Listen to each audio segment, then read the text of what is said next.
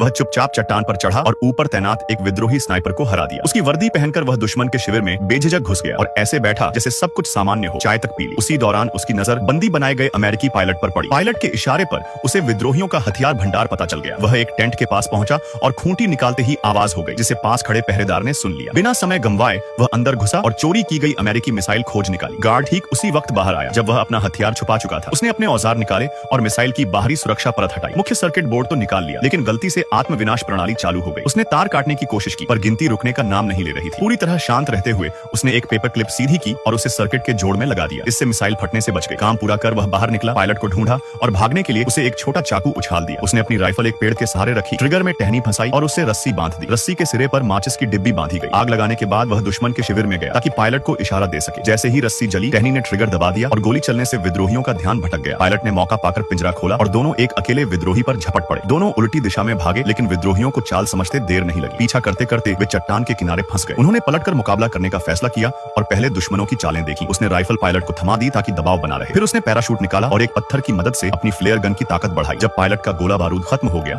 और दुश्मन पास आ गए, उसने उसे पकड़ा और आखिरी वार किया। दोनों दुश्मनों को चट्टान से नीचे धकेल दिया गया। यह तय करने के बाद कि वे अब गोली की सीमा से बाहर हैं, उसने पैराशूट खोल दिया। एक बार फिर मैकगाइवर ने अपनी सूझबूझ से मिसाइल का संकट खत्म कर दिया।